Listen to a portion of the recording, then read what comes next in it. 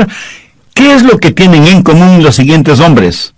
Jacob, David, Simón, Pedro, Juan Marcos y Adrian Rogers. Bien, esa pregunta no es difícil de contestar. Todos son hombres de Dios que amaron a Dios. Estuvieron fuera de la comunión con Dios y fueron traídos nuevamente a la comunión con Dios. Y estoy seguro que usted podría añadir su propio nombre a esta lista. ¿Sabe? Está en la naturaleza de la oveja el descarriarse, perderse y algunas veces hasta alejarse del redil y del pastor. Somos propensos a desviarnos y alejarnos del Dios que amamos. Pero es la naturaleza del pastor en restaurar a sus ovejas. Por lo tanto, no es extraño que David exaltara a Dios, porque David supo por experiencia propia lo que significaba el estar alejado de Dios. No en vano, en el Salmo 23, él reconoce a Jehová como su pastor, y por eso nada le faltará. Y Dios mismo confortaría su alma. Hoy quiero compartir con usted cómo estar bien con Dios y permanecer bien con Dios. Si no estamos bien con Dios, si no permanecemos bien con Dios, jamás podremos hacer nuestras las palabras de David en el Salmo 23, confortará mi alma. Me guiará por sendas de justicia por amor de su nombre. Muchos cristianos se alejan, se separan de Dios, pero esto no quiere necesariamente decir que están perdidos, sino que han perdido su comunión con Dios. Pero no están perdidos, porque hay un lazo espiritual muy especial entre usted y Dios, que no puede ser roto. Pero aunque es cierto que nuestra relación con Dios no puede ser rota, la comunión con Dios puede ser interrumpida y el gozo íntimo puede ser perdido. La oración de David en el Salmo 51 ilustra perfectamente este punto. Vuélveme el gozo de tu salvación. David no perdió su salvación, pero sí perdió el gozo de su salvación y quiso que ese gozo le sea restaurado. Y Dios le restauró, y por eso David pudo decir en el Salmo 23, confortará mi alma. Ahora, ¿cómo Dios nos restaura? Permítame compartir con usted 3 cosas maravillosas que he aprendido en el Salmo 23. Las he estudiado y meditado profundamente, y se han vuelto en mi experiencia personal. Primero, el ministerio del pastor. David se comparó a sí mismo como una oveja, por eso dijo, Jehová es mi pastor. En el Nuevo Testamento y el capítulo 10 de Juan encontramos que Jesús dijo, yo soy el buen pastor. Y Jesús, como el buen pastor, hace algo definitivo cuando sus ovejas se descarrían. De paso, le diré que hay 3 clases de ovejas. Las necias. ¿Conoce usted a alguien así, no? Pues mírese en un espejo y verá a una oveja necia. Las ovejas necias quieren hacerlo todo a su manera. Por lo general pensamos que las ovejas como animalitos dóciles y fáciles de guiar, pero eso no es cierto. A veces las ovejas pueden ser muy necias. Quieren ir por donde ellas quieren ir. Por lo menos así lo dice el profeta Isaías, todos nosotros nos descarriamos como ovejas, cada cual se apartó por su camino. ¿Queremos hacer? Pues lo que queremos hacer. Somos necios a la enésima potencia, y son las ovejas necias las que necesitan ser restauradas. Segundo, hay las ovejas descarriadas. Estas son las ovejas que involuntariamente se descarrían. Son las que descuidadamente se van por otro lado y muchas veces caen en pozos de engaño y se ven rodeadas de espinas y se separan de su pastor, van a lugares muy precarios y necesitan ser restauradas y traídas de regreso al redil. Y en tercer lugar, las ovejas enfermas, porque las ovejas pueden enfermarse. Hay muchos enemigos allá afuera en forma de enfermedades que pueden envenenar, o enredar, o herir a las ovejas. Y cuando se enferman, las ovejas necesitan ser curadas, sanadas, restauradas. Entonces es la responsabilidad del pastor el cuidar de sus ovejas. ¿Pero cómo lo hace? ¿Cómo el buen pastor restaura a una oveja necia? Si usted es como una oveja necia, ¿cómo puede ser restaurado? Bueno, el buen pastor tiene 3 instrumentos para hacerlo: un báculo o cayado, una vara y una botella de aceite. Y él usa esas 3 cosas para restaurar a una oveja necia. ¿Qué es el báculo o cayado? El pastor buscaba un arbolito que estuviera recién creciendo, lo sacaba de raíz, cortaba todas esas raíces, limpiando el resto del palo, y lo pulía todo prolijamente. Y en el muñón que formaban las raíces al extremo del palo, clavaba unos cuantos clavos o incrustaba pedacitos de metal, hasta que el báculo tenía un considerable peso. Era una poderosa arma en sus manos. Le servía tanto para defender a las ovejas de sus depredadores naturales como de ladrones de ovejas. También podía servirle como una jabalina, y pasaba muchas horas practicando hasta tener una excelente puntería. Así que ese báculo no solo le servía para defender sus ovejas, sino para defenderse él mismo de los ladrones, los lobos y las aves de rapiña que abundaban en las colinas y los montes. Pero a veces tenía que utilizar el báculo de las ovejas para corregir a las necias, y lo hacía en forma drástica y severa.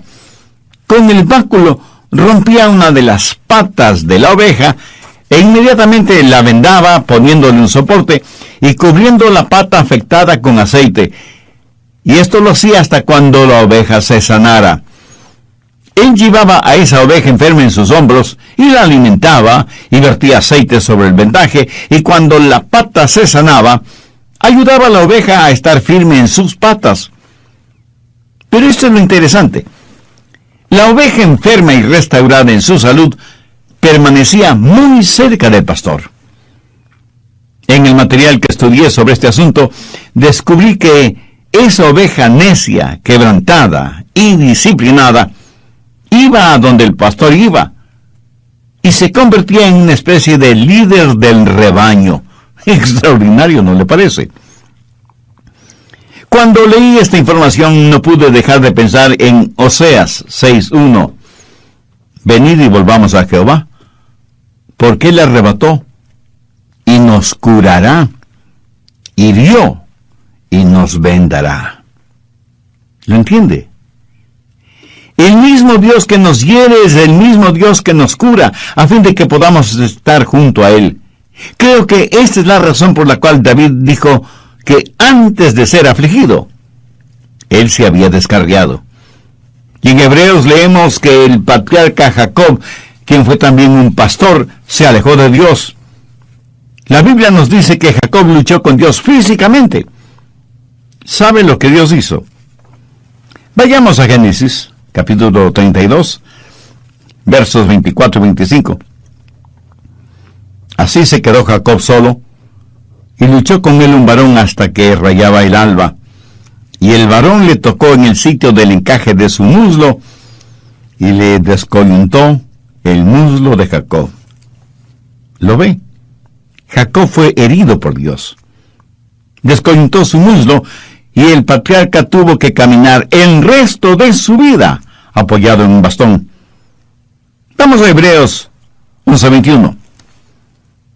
Por la fe Jacob, al morir, bendijo a cada uno de los hijos de José, y adoró apoyado sobre el extremo de su bordón.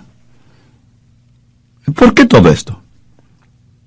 Pues para enseñarnos una lección. Algunas veces tenemos que aprender drásticamente porque parece que esa es la única forma en que podemos aprender. Jacobo tuvo que ser herido para poder ser bendecido. Mi amigo, cuando Dios nos disciplina, y puede ser disciplina física, no es porque no nos ama, sino precisamente porque nos ama. Mire lo que dice Hebreos 12, los versos 5 y 6. Y habéis ya olvidado la exhortación que como a hijos se os dirige, diciendo: Hijo mío, no menosprecies la disciplina del Señor, ni desmayes cuando seas reprendido por Él, porque el Señor al que ama disciplina, y azota a todo el que recibe por hijo. ¿Qué padre si ama realmente a sus hijos no los disciplina cuando es necesario? Si Dios nos dejara sin disciplinarnos, no seríamos sus hijos, sino bastardos. Y aunque nuestros padres en la carne nos disciplinaron, siempre los reverenciamos, ¿verdad? Ahora, por lo tanto, no deberíamos estar sujetos a nuestro Padre en el Espíritu y vivir. Y no debemos olvidar que la disciplina que proviene de parte de Dios es para que seamos partícipes de su santidad. La Biblia dice en Hebreos 12:11, en verdad que ninguna disciplina al presente parece ser causa de gozo, sino de tristeza, pero después da fruto apacible de justicia a los que en ella han sido ejercitados. Ahora, cuando esta disciplina le llega a usted, hay 3 cosas que usted puede hacer de acuerdo a lo que dice Hebreos 12:5. Hijo mío, no desprecies la disciplina del Señor. O sea, usted puede resentirse, pero sería una necedad de su parte el hacerlo, por varias razones. Primera, la disciplina revela algo. Esa clase de disciplina revela que usted es un hijo o una hija de Dios. O sea que revela una relación filial. Mire el verso 6, porque el Señor al que ama disciplina y azota a todo el que recibe por hijo. Permítame repetir lo que ya dije hace algunos minutos. Es porque Dios le ama que le disciplina. No es que el pastor no amara a su oveja, el motivo para quebrarle la pata, sino precisamente todo lo contrario. Eso es un severo caso de disciplina. Y a veces, mi estimado amigo, a veces nuestro amor tiene que ser duro. Y seguramente algunos de ustedes burlonamente me dirá, bueno, yo vivo en pecado, hago lo que quiero hacer, voy a donde se me antoja, soy el capitán de mi propio destino y sin embargo Dios nunca me ha disciplinado. Pues, mi amigo, le aconsejo poner mucha atención al verso 8. Pero si se os deja sin disciplina, de la cual todos han sido participantes, entonces sois bastardos y no hijos. ¿Qué está diciendo Dios? Dios está diciendo que si usted fuera hijo de Él, ya le hubiera disciplinado. Pero si no es hijo de Dios, si usted declara que es un cristiano sin serlo, entonces usted es un bastardo. Y recuerde que esta dura expresión proviene de las palabras de Dios. Así que no argumente conmigo al respecto, argumente con Dios. En segundo lugar, renueva su adoración. En el verso 9 leemos, por otra parte, tuvimos a nuestros padres terrenales que nos disciplinaban y los venerábamos. ¿Sabe que hombres maduros no tienen ningún problema contando cómo sus padres les disciplinaban? Dicen, por ejemplo, mi padre cuando me disciplinaba con todas sus fuerzas. Lo interesante es que estas declaraciones las hacen con verdadero orgullo y dicen, les dábamos verdadera reverencia porque sabíamos que tenían definidos sus valores y paradigmas y por eso les amamos y les respetamos. Yo siento verdadera tristeza por niños que viven en hogares en donde sus padres no les aman y por lo tanto no les corrigen. ¿Sabe que la disciplina revela nuestra relación con Dios y renueva nuestra adoración? Ahora bien, si damos reverencia a nuestros padres terrenales, ¿no deberíamos dar adoración, respeto y veneración a nuestro Padre Celestial? Dios no está en el negocio de primordialmente hacernos saludables y felices, sino santos. Dios no le salvó para sencillamente llevarle al cielo. Ese es un beneficio extra. Dios le salvó para hacerle santo como Él. ¿Y cómo lo hace? ¿Qué es lo que la disciplina hace para restaurar a una oveja? Revela su relación filial. renueva su adoración y restaura su comunión con Dios. ¿Le gustaba a usted el ser disciplinado, castigado por sus padres, especialmente por su papá? Cuando usted era niño y su padre le iba a castigar, corría usted hacia su papá y lleno de gozo le decía: «Oh, esto es estupendo, estoy feliz de que esto me suceda a mí. Mi papá me va a dar una buena paliza, pero me siento feliz, bendito sea Dios». Papá, tú eres maravilloso y sabio, gracias por castigarme. No, ni usted ni yo actuamos de esa manera, ¿verdad? Porque no nos gusta ser disciplinados, castigados, aunque hayan existido razones válidas para esa disciplina. Personalmente, cuando mi padre me castigaba, me disciplinaba, le debo confesar que él no me parecía ni amoroso, ni sabio, ni maravilloso. Así que, en primer lugar, menospreciamos la disciplina. En segundo lugar, no nos desmayamos frente a la disciplina. Mire el verso 5 de Hebreos 12. Ni desmayes cuando eres reprendido por él. ¿Alguna vez ha visto a un hijo o a una hija fingir desmayo cuando ve que el castigo es inminente? Bueno, yo lo he visto varias veces. Dios ejercita disciplina y la gente renuncia a Dios. Tiran la toalla. Se convierten en trotamundos espirituales y eso es algo terrible. Mi amigo, lo que hace Dios no es para que nos alejemos de Él, sino para que nos acerquemos a Él. No desprecie la disciplina, no finja desmayos frente a la disciplina. La Biblia dice que toda disciplina tiene un propósito específico. ¿Cómo maneja el pastor a una oveja necia? Con la vara de la disciplina. ¿Y qué de las ovejas que no son necias? ¿Qué clase de oveja es usted? ¿Necia? ¿Descarriada o enferma?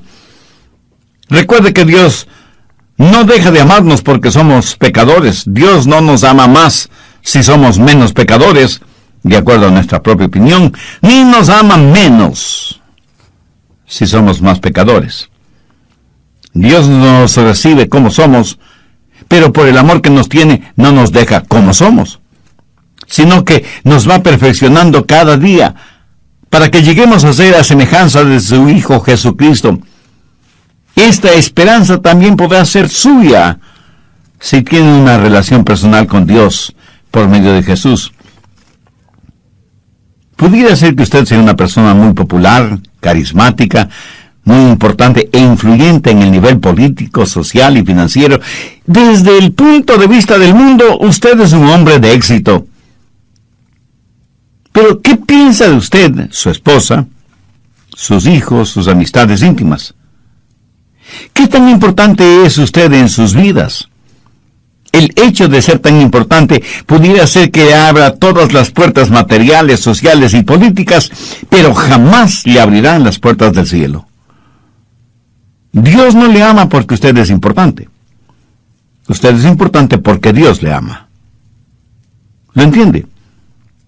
Si usted este mismo momento se arrepiente de sus pecados y hace una decisión espiritual por Cristo como su Salvador y Señor, Él le perdonará inmediatamente, estará con usted permanentemente y le salvará completamente, y además le guardará eternamente. Recuerde que la decisión que usted haga o no haga este momento tendrá repercusiones eternas. Piense en lo siguiente. Si usted dice que no va a tomar ninguna decisión ahora, pues ya tomó una decisión en contra de Cristo. El evangelista Dr. Lucas cita unas inquietantes palabras de Cristo, quien dijo: «El que no es conmigo, contra mí es, y el que conmigo no recoge, desparrama». Cuando él se graduó en Auburn, su entrenador le preguntó: «Mike, ¿me ayudarías a reclutar a algunos candidatos?» Mike le dijo que sí, y a su vez le preguntó: «Entrenador, ¿qué clase de prospectos estamos buscando?» Y el entrenador le dijo: «Hay jugadores que cuando son derribados en el campo de juego, se quedan tendidos en el suelo. Esa clase de jugadores no nos interesan. Cuando un jugador es tumbado y se pone de pie inmediatamente y nuevamente es tumbado y vuelve a ponerse de pie, tampoco es el tipo de jugador que buscamos. Pero sí nos interesa el jugador que puede poner en el suelo a los demás. ¿Qué tal? Y gracias por acompañarnos en este nuevo estudio bíblico con el Dr. Adrián Rogers. ¿No le gustaría a usted pasar de la defensiva a la ofensiva? ¿Qué tal si pasáramos de ser una víctima a ser una persona fuerte en el Señor? Vamos a presentarles hoy la segunda parte de un mensaje titulado ¿Cómo estar bien y permanecer bien con Dios? Aquí está con nosotros ya el Dr. Adrián Rogers en la voz del pastor Lenin de Llanón. David en el Salmo 40, verso 2 dice: y me hizo sacar del pozo de la desesperación, del lodo cenagoso. Puso mis pies sobre peña y enderezó mis pasos. David habla de lo mismo al compararse con una oveja que ha sido disciplinada, guiada, rescatada y protegida por el pastor. Algunas veces una mamá oveja, por estar pastando por aquí, por allá y más allá, se olvidaba de su pequeño corderito. El pastor observaba lo que estaba sucediendo y con el cayado guiaba a la mamá oveja a donde estaba su corderito. Eso es lo que necesitan hacer los pastores en nuestros días, a fin de que ovejas y corderitos estén juntos, permanezcan juntos y se desarrollen juntos. Porque el diablo está tratando por todos los medios de destruir los hogares, de destruir las familias, de romper la unidad del cuerpo de Cristo que es la iglesia. ¿Cuándo sucede eso? Cuando caemos, cuando somos débiles espiritualmente, cuando nos apartamos de Dios y nos contaminamos con el pecado. Pero gracias a Dios que Él tiene una vara y un cayado, no solo para disciplinarnos, guiarnos, rescatarnos y defendernos, sino también para mantenernos junto a Él. Pero aún hay algo más. Todos somos ovejas enfermas. Verá, cada noche el pastor traía las ovejas al redil. Recuerde que Jesús es la puerta de las ovejas. Dentro del redil las ovejas estaban seguras, pero en la puerta estaba el pastor bloqueando el mismo hueco que servía como puerta del redil. De esa forma nadie podía entrar o salir del redil sin que el pastor lo supiera. Y cada noche él las contaba y las llamaba por su nombre. Y no solo que las contaba y las llamaba por su nombre, sino que además las acariciaba. Ponía sus manos sobre sus ovejas y hundiendo sus dedos en la lana y mirando atentamente, buscaba por si su oveja tenía alguna herida o por si algún insecto se había adherido a la piel de la oveja. Y cuando encontraba alguna herida o alguna laceración en la piel de la oveja, usaba el aceite para curarla. Especialmente los cortes en la cabeza o en las fosas nasales. Literalmente, ungía la cabeza de la oveja con aceite. Ese aceite estaba mezclado con sulfuro y brea y servía también como insecticida para alejar a las moscas que pululaban alrededor de la nariz de la oveja. Gracias a Dios que el aceite que representa al Espíritu Santo que nos protege de moscas diabólicas y que nos consuela cuando estamos lacerados y doloridos o cuando estamos heridos espiritualmente.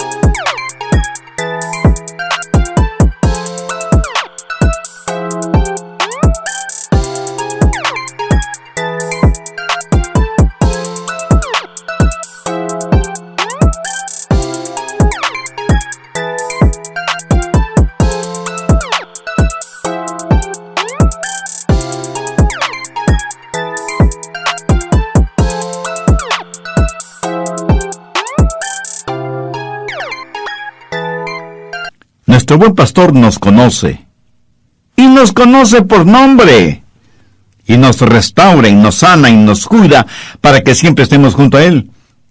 El buen pastor David Dios le sanó. Le agradece a Dios usted cuando le disciplina, cuando le corrige. Y pienso en mi propia vida. Y sé que estoy vivo porque mi buen pastor usó conmigo su vara, su cayado y su botella de aceite. ¿Puede usted decir lo mismo? ¿Puede recordar las veces en que Dios usó su vara y su cayado en usted? Yo sí me acuerdo. Pero Él no solo ha usado su vara y su cayado en mí, sino también su aceite curador, sanador, renovador. Yo doy gracias a Dios por su Hijo, mi buen pastor, el que conforta mi alma. En tercer lugar tenemos la maestría del pastor. El buen pastor no solo que restaura nuestra alma y nos guía por sendas de justicia, pero para restaurarnos Él tiene que tener dominio sobre nosotros. Y cuando tiene dominio sobre nosotros nos guiará, será nuestro maestro, nuestro mentor. ¿Sabe cuál es el triste problema para muchos seres humanos? Que están más interesados en ser restaurados físicamente que en ser sanados espiritualmente. Si es que usted no camina desde la restauración hasta la justificación, usted estará de regreso a los mismos viejos problemas. Muchos quieren caminar rectamente, pero no en el camino de la obediencia a Dios. Recuerde que a quien mucho se le ha perdonado, mucho debe amar. Debemos ser como la oveja con la pata quebrada que quiere estar junto a Jesús, porque Él es su maestro que quiere guiarle para que usted nunca se desvíe. Así que, ¿cuándo aprenderemos? ¿Cuántas veces más resbalaremos y caeremos antes de aprender a estar junto al buen pastor? Recuerde las palabras que Jesús mismo dijo. Él es el buen pastor, y sus ovejas conocen su voz y le siguen. Ahora escúcheme. 3 cosas son necesarias para seguir al buen pastor. Primero, tiene que estar obsesionado con el pastor. O sea, usted debe amar apasionadamente a Jesús. Su amor por Él debe estar por encima del amor que pueda tener por cualquier otra persona o cualquier otra cosa. Segundo, tiene que observar detenidamente al pastor. Como ya lo he mencionado antes, las ovejas tienen una muy pobre vista. Para todo propósito práctico, el pastor es quien tiene buena vista, como para compensar la mala vista de sus ovejas. Tercero, usted tiene que obedecer al pastor. Usted no puede obedecer a nadie cuya voz desconoce.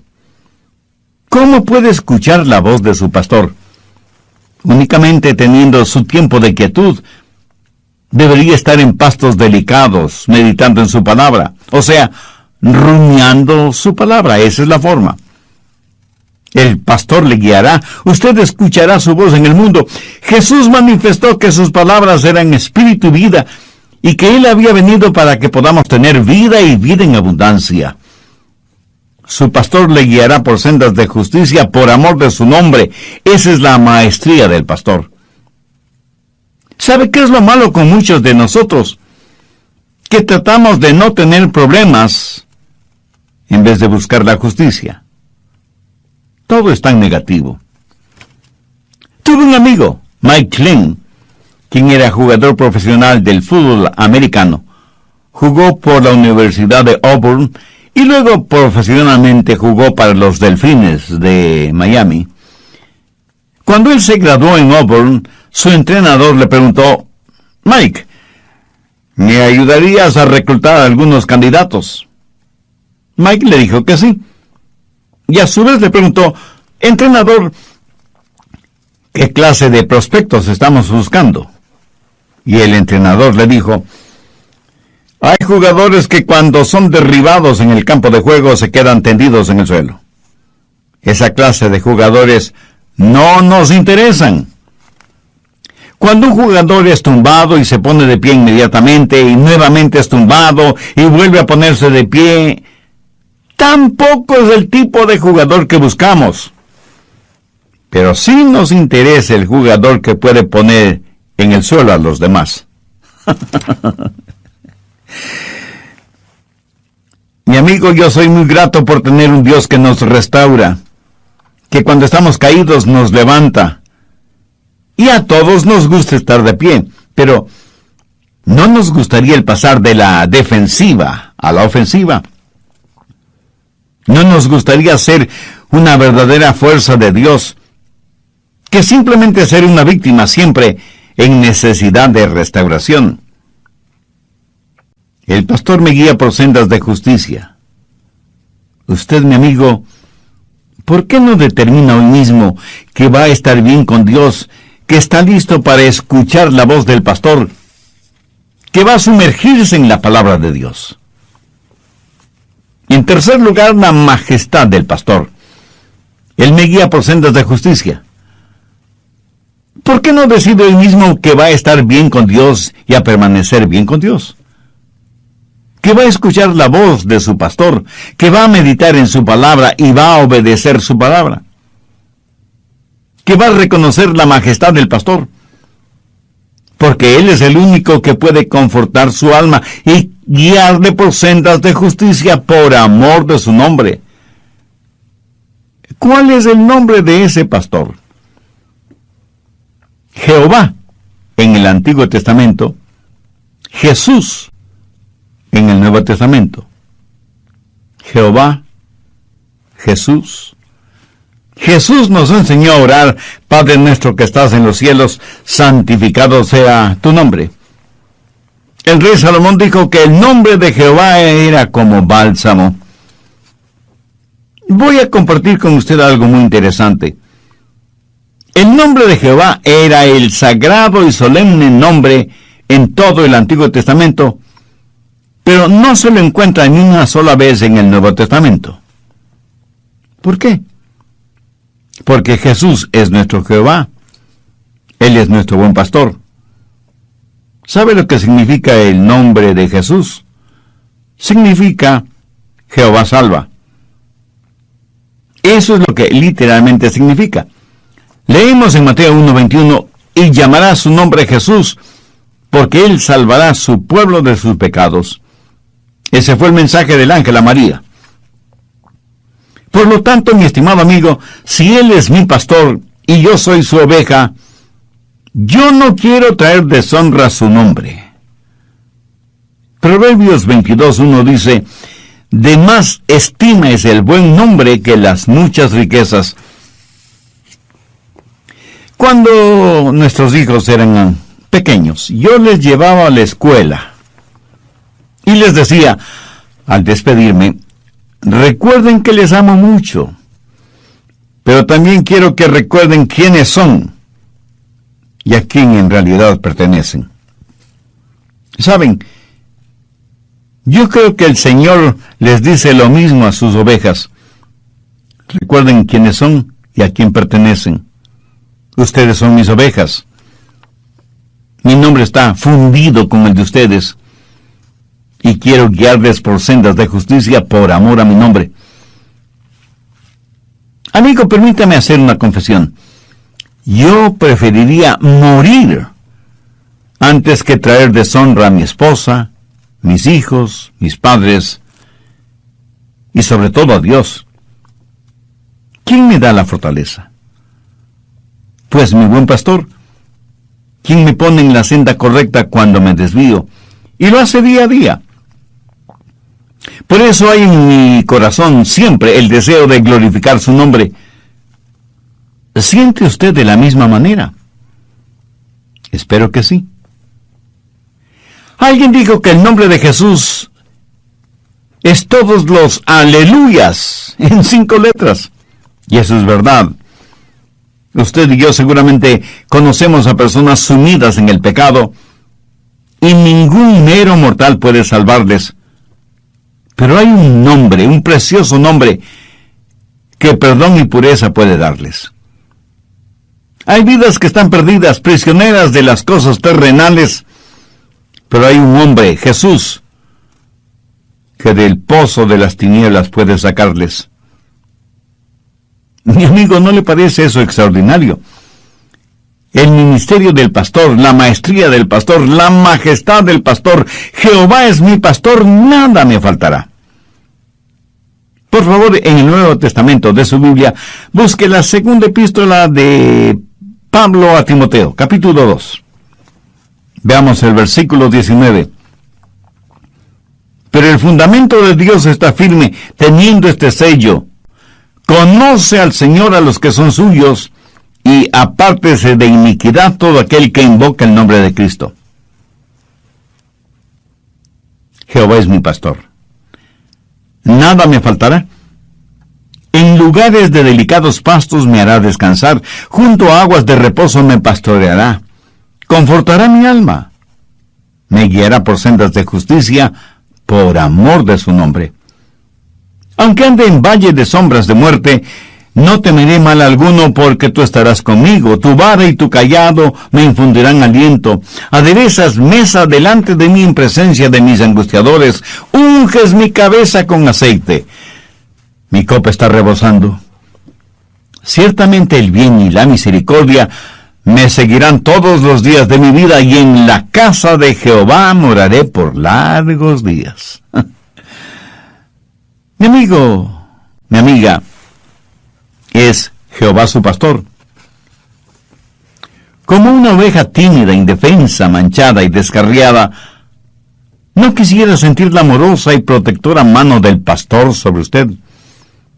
Si usted aún no tiene una relación personal con Dios por medio del Señor Jesucristo, le invito a hacer esa decisión, la más importante decisión de su vida. Piensa en lo siguiente: si usted dice que no va a tomar ninguna decisión ahora, pues ya tomó una decisión, pero es una decisión en contra de Cristo. El evangelista Dr. Lucas cita unas inquietantes palabras de Cristo cuando dijo: el que